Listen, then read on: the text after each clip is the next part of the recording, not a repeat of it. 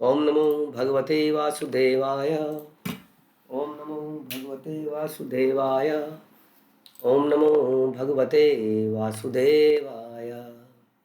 Shrimad Bhagavatam canto 3 अध्याय 25 श्लोक संख्या 41। तो बहुत ही अच्छा प्रसंग चल रहा है कपिल भगवान और देवहूति में। ऐसा लगता है कि कपिल भगवान देवहूति माता को सब कुछ दे डालेंगे। तो भगवान ने बताया कि जो मुझे सर्वव्यापी जगत के स्वामी के रूप में मेरी पूजा करता है, उसको स्वर्ग की इच्छा नहीं है, उसको धन संपत्ति पशु घर अथवा शरीर से संबंधित किसी वस्तु के में सुखपूर्वक रहने की कोई इच्छा नहीं है। ऐसा व्यक्ति को मैं जन्म मृत्यु के सागर से पार देता हूँ, तार देता हूँ। भगवान बता रहे किसको तार देते हैं। अब बताते हैं अगले श्लोक में। न अन्यत्र मत भगवतः प्रधान पुरुषा ईश्वरात् आत्मनः सर्वभूतानां भयम तीव्रम निवर्तते। यदि कोई मुझको छोड़कर अन्य की शरण ग्रहण करता है तो वह जन्म तथा मृत्यु के विकट भय से कभी छुटकारा नहीं पा सकता। सुना आप लोगों ने? यदि कोई मुझको छोड़कर अन्य की शरण ग्रहण करता है तो वो ये छुटकारा नहीं पा सकता, क्योंकि मैं सर्वशक्तिमान परमेश्वर अर्थात पूर्ण पुरुषोत्तम भगवान समस्त सृष्टि का आदि स्रोत हूँ तथा समस्त आत्माओं का भी परमात्मा। ये बड़ा महत्वपूर्ण श्लोक है, क्योंकि कई बार लोग ये पूछते हैं प्रश्न कि क्या दिक्कत है देवी देवताओं की पूजा में। हाँ, वो भी तो भगवान है ना। वो हो सकता है ईश्वर हो, लेकिन वो परमेश्वर नहीं है, परम ईश्वर नहीं है। They are limited controllers, like minister of state for petroleum, minister of state for education, but they are not central ministers. उनको एक लिमिटेड मिनिस्ट्री दे रखी है।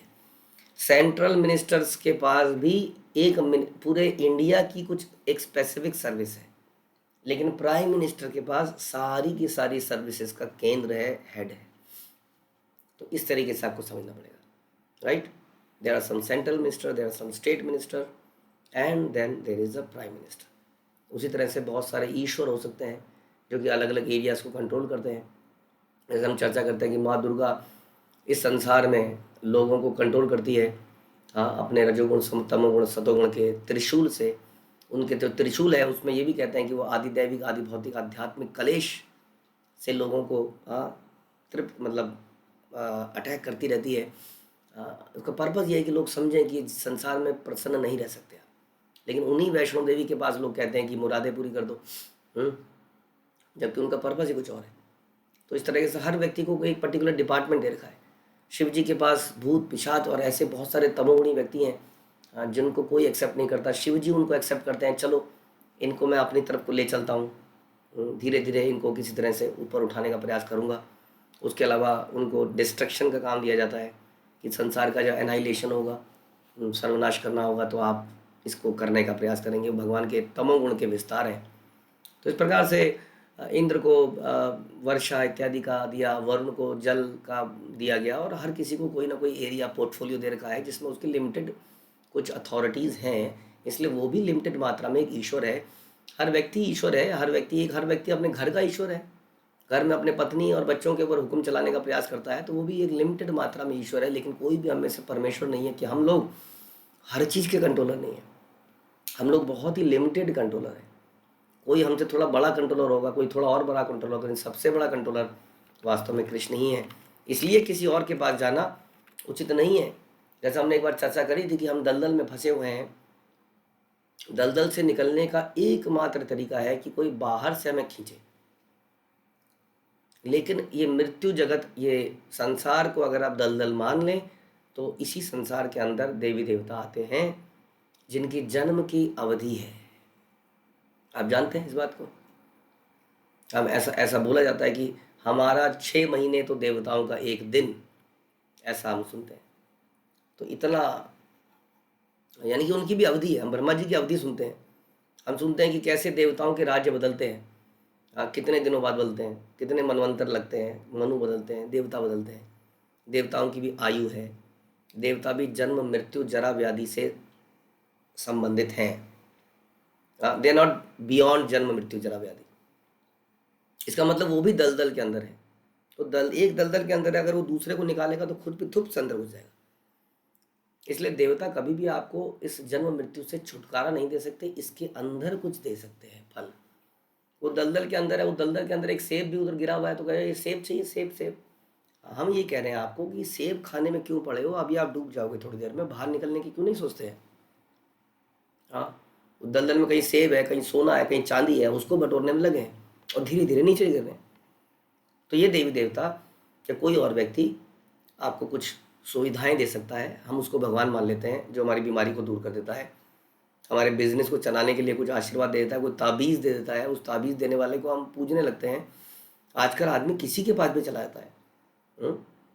इतना ज़्यादा रिवाज हो गया है कि किसी कहीं पर किसी की समाधि है या कोई मृत शरीर की कुछ बना रखा है, अगर वहीं पर मुराद पूरी हो जाए तो आदमी वहीं पर जाने लगता है। हम्म किसी का कोई मतलब नहीं है कि वास्तव में हमारा हित किसमें है। इसलिए आप बता रहे हैं कि यदि आप किसी अन्य की शरण लेते हैं, तब इस जन्म मृत्यु के इस भयंकर सागर से आप छूट नहीं सकते। आपको समझना पड़ेगा कि ये सारी कि सारे कौन है, अल्टीमेटली देने वाला कौन है, इस मृत्यु सागर से छुटकारा देने वाला कौन है। ये सारे के सारे लोग जिनको हम अप्रोच करते हैं, ये they are subject to this birth and death. जो आपके जो आपके सो कॉल्ड तांत्रिक बाबा हैं, उनकी भी मृत्यु हो जाएगी। तांत्रिक बाबा पहले अपने आप को मृत्यु से बचा ले। हाँ, क्या बचा लेंगे वो अपने आप को मृत्यु से। एक बार पीसी सरकार, आई थिंक, जो one of the biggest magician, उसने प्रभुपाद से बोला था, क्या आप मेरे जैसा जादू कर सकते हैं। प्रभुपाद ने कहा, मैं आपके जैसा जादू तो नहीं कर सकता हूँ, लेकिन मैं एक जादू कर सकता हूँ जो आप नहीं कर सकते। वो क्या? बोला, मैं जन्म मृत्यु के बंधन से इन आत्माओं को छुड़ा सकता हूँ। वो बोले, ये मैं नहीं कर सकता। मैं तो कुछ टेम्परेरी, कुछ आंखों का छल कर सकता हूँ। मैं दिखा सकता हूँ कि किसी को काट दिया और पल में जोड़ दिया, वास्तव में तो कटा ही नहीं था। हाँ, तो ऐसे जादूगरी दिखाने वाले आपको क्या बचाएंगे इस संकट से, जो खुद ही गिरे पड़े हैं। ऐसे सड़क छाप ज्योतिषी, सड़क छाप ऐसे लोग जो कि माना कुछ आपका भविष्य दिखाते हैं, लेकिन वो अपना ही भविष्य सुधार नहीं पा रहे हैं, अपने ही कष्टों को दूर नहीं कर पा रहे हैं, तो हमारे कष्टों को कैसे दूर करेंगे। हाँ, इसीलिए अल्टीमेटली इस सारी समस्याओं का जड़ एक ही है कि हम इस संसार में हैं, भगवान से दूर हैं, भगवान हमें यहाँ से निकाल सकते हैं। और जो लोग इसमें हमें भगवान की तरफ ले जाने में मदद करें, हम उनका साथ देने का प्रयास करते हैं, उन्हीं के साथ रहते हैं। तो ये समझना पड़ेगा कि क्या हमें इन टेम्परेरी गेन्स की तरफ जाना है, ये छोटे छोटे कर्म कांड, ये फायदा, ये नुकसान, शुभ और लाभ, या अपने अल्टीमेट लाभ के बारे में सोचना है। यदि अपने अल्टीमेट लाभ के बारे में सोचना है तो भगवान की भक्ति करनी पड़ेगी। यदि आपको छोटे मोटे ये बेनिफिट्स चाहिए, हाँ, तो अगर कोई ये कहे कि क्या प्रॉब्लम है कि छोटे मोटे बेनिफिट भी ले लिए जाए और भगवान की भक्ति भी कर ली जाए, क्योंकि भक्ति में बिजनेस नहीं हो सकता है। भक्ति का मतलब ही है सरेंडर एंड डिवोशन। जो आप कह रहे हैं ये श्रीवुड मेंटेलिटी है, ये बिजनेस माइंड है, इधर का भी फायदा ले लिया जाए और इधर का भी फायदा ले लिया। भक्ति बहुत ही सिंपल और बहुत ही प्योर चीज़ है।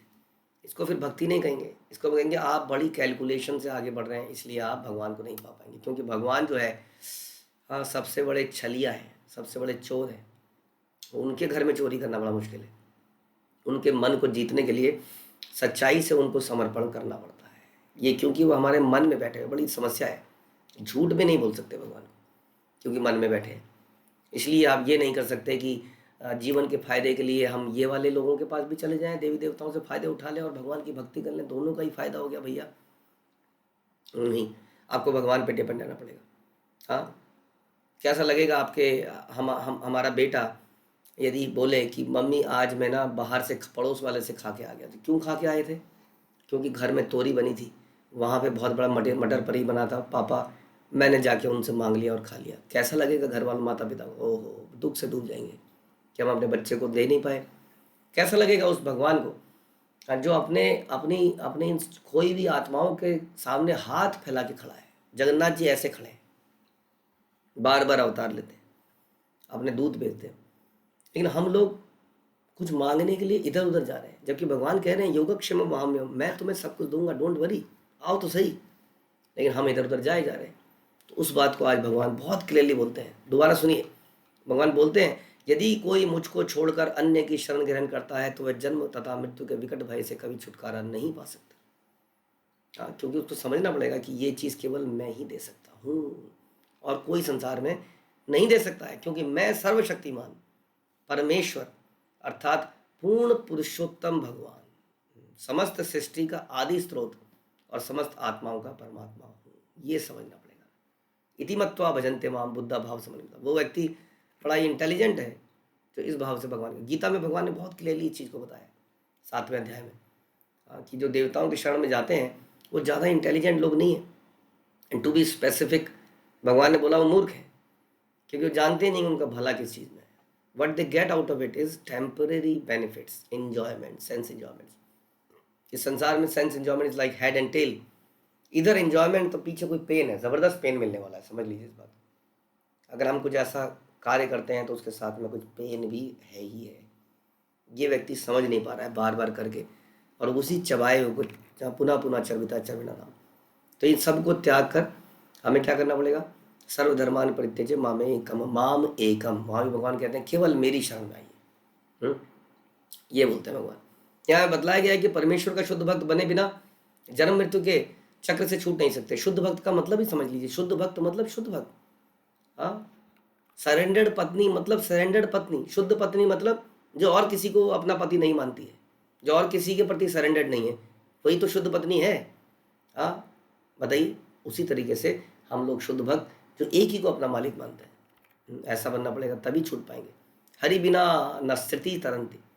जन्म मृत्यु के चक्र को तब तक पार नहीं किया जा सकता जब तक श्री भगवान के अनुकूल ना हम हो जाए। इसी विचारधारा की पुष्टि यहाँ पर हुई है।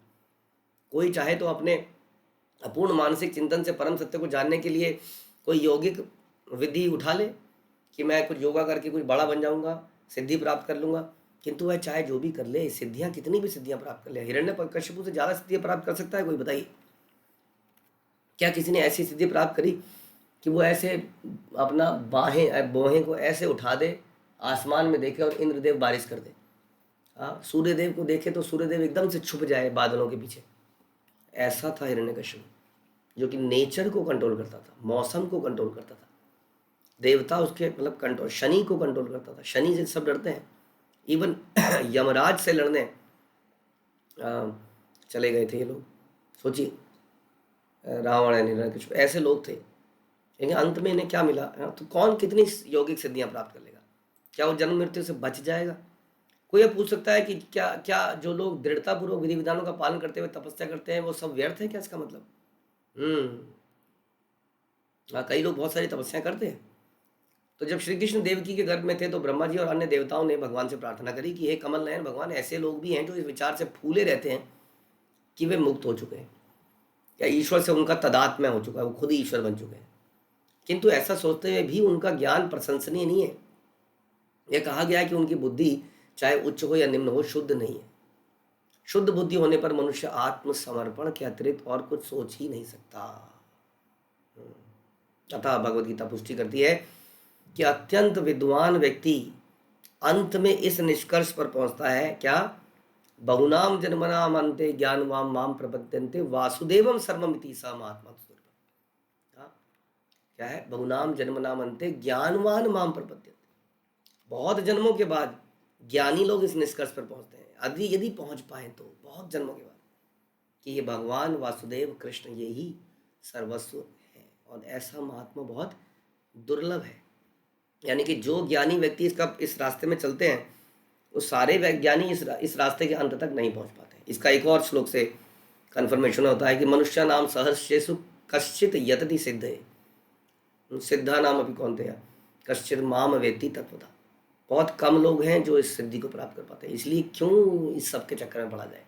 क्यों ना भगवान की शुद्ध भक्ति करी जाए? क्यों ना भगवान को ही शरण किया जाए? मामेकम शरणम व्रज। हाँ, लेकिन उसके लिए श्रद्धा और विश्वास चाहिए कि मारे कृष्ण राखे के और राखे कृष्ण मारे के। कि अगर मेरे जीवन में इस वक्त कुछ बुरा चल रहा है तो that is also planning of Krishna. मैं इसको सहन कर लेता हूँ, कर लेती हूँ, because ultimately planning of Krishna, rather than going here and there, asking, begging for some तांत्रिक, some देवता, some पूजा, some अनुष्ठान। सब चीज़ों के लिए हम भगवान पर डिपेंड रहें, क्योंकि भगवान हमें वास्तविक सुख दे सकते हैं, which is going beyond the birth and death, and भगवान की इटर्नल संसार में वापस जाना। ये सब लोग हमें वो नहीं दे सकते। ये सब लोग हमें टेम्परेरी पेन किलर दे सकते हैं, लेकिन अंदर से बीमारी चालू है। ध्यान रखिए, पेन किलर आपके पेन को किल करता है लेकिन बीमारी को दूर नहीं करता है। It is like that. हाँ, तो भगवान की जब आदमी भक्ति करता है तो इन पेन को भी सहन करना सीख जाता है। पेन किलर खाए बिना पेन को सहन कर लेता है। तो ऐसी है भगवान की भक्ति, लेकिन इसके लिए कंप्लीट सरेंडर भगवान डिमांड करते हैं, जो कि भक्तों के संग में आसानी से हो जाता है। हरे कृष्ण। श्रील प्रभुपाद की जय। ग्रंथराज श्रीमद् भागवतम की